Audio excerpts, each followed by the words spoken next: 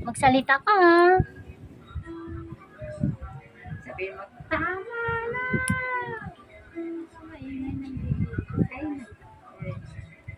Hindi yan butik, para yan.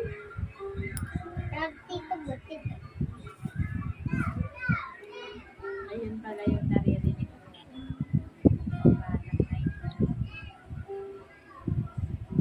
ko. Buo pa yata yung ko. Ah, yeah. Walang tingnan. Oh, wag mo na lang tignan, be. Para di ka matakot. Pipiringan ko yung mata mo. Sabi mo lang pagka ano. Nagsabi ka lang pag masakit.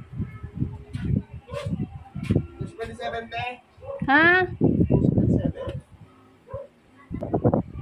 Yung sukli na lang iabot mo. Baka pulutin. Ayan, sira. Bali, sira na po yung kuko niya, madam. Kay o-overcut ko na, ha?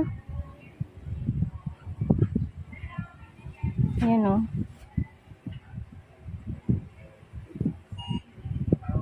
Ayan.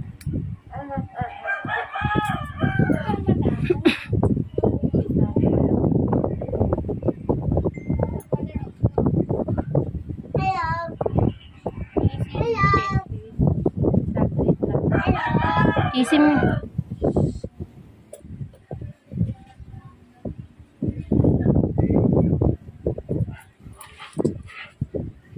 Kunin mo yung order ko. Hindi ko alam kung yung Braymod na yan. Isim mo ba yan? Ha? Bawasan ko muna.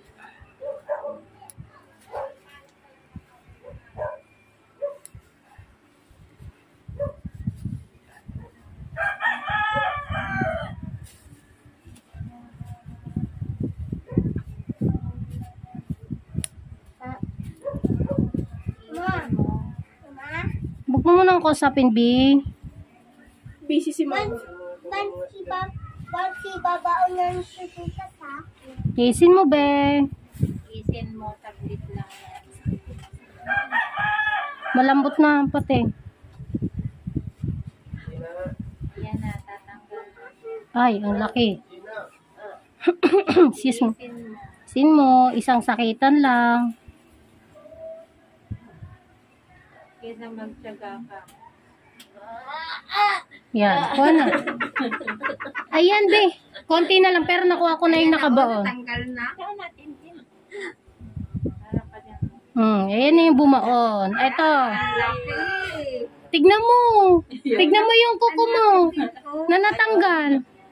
Yok, ang laki. Yung Iyak ka ni ate. Sabihin mo sa papa. Kaya gagaling na yan. gagaling na yan. Ang laki din. Ang sarap. Ididiin ko, tignan mo kung masakit pa o hindi na. Ang sarap na O, di ba?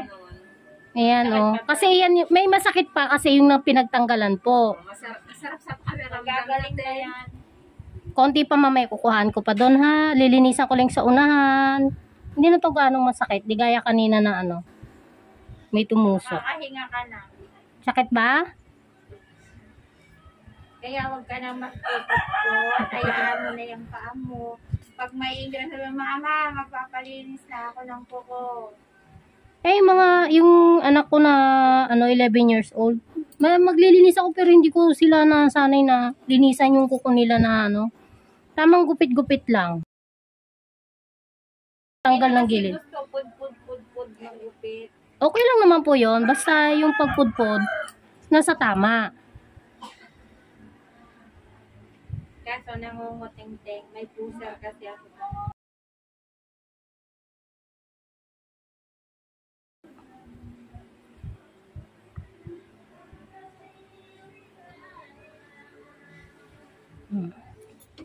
Tingnan mo, ang laki na. Palaminate mo yung kuko mo. Gusto mo i-plastic ko? Ibabalot ko, papakita ko kay Papa mo. Pakita nyo na lang po yung video. Papakita ko. Papanood ko kay Papa. Sasaktan pa ba pag dinidiin? No, masakit pa? Yung sa parting dito. Wala na daw. Sa unahan talagang nagpapasakit. Kasi nga, ang laki na nang nakabaot pala ko.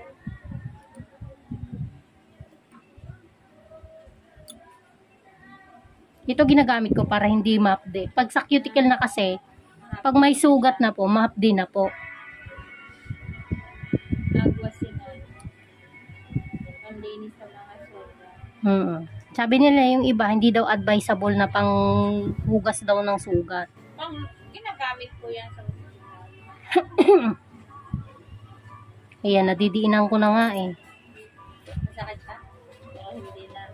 O hindi, wala na. 8 lang. Nasa unahan na.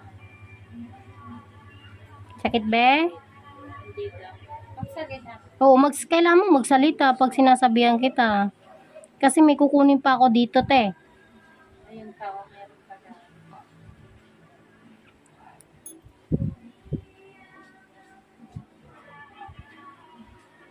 Isang sakitan pa. Tintin, magtiis ka. Gusto mo sa doktor?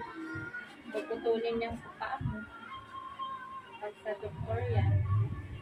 Ang sakit pa.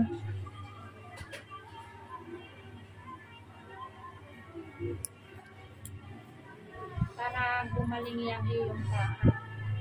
Habang wala kang pasok. Oo, makapagpahinga pa siya sa sapatos. Teka lang. Kaya nga po.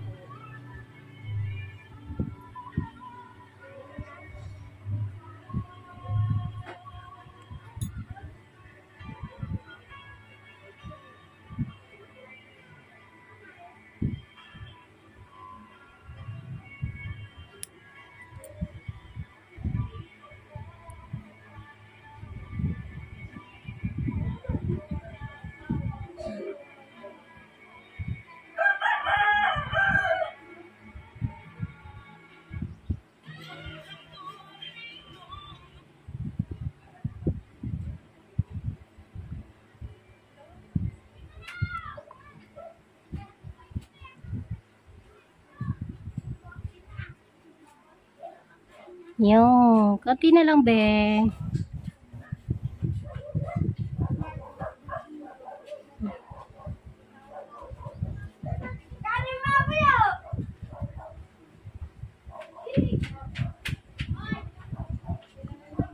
Masakit ba dito? Hindi na. Dito lang. Ha? Hindi na? Okay.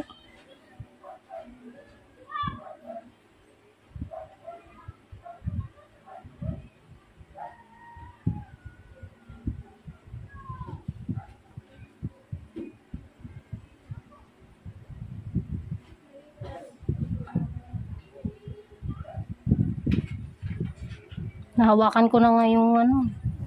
Yung may sugat. Oh, Hindi na siya. hindi na siya ano. Kasi wala na yung kuko. Kaya, Wala na yung bumaon eh.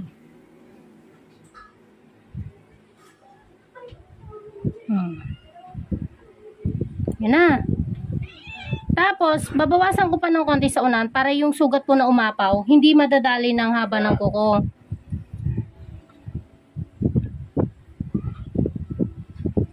Babawasan ko lang, be, ha? kung may dumating daw kang direct, nag-check sa Sakit, be? Bawasan ko lang sa unahan mong kuko, ha?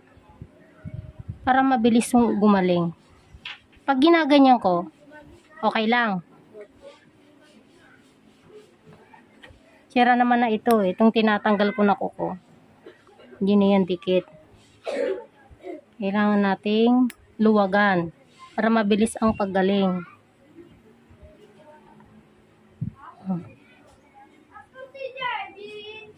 Ayan.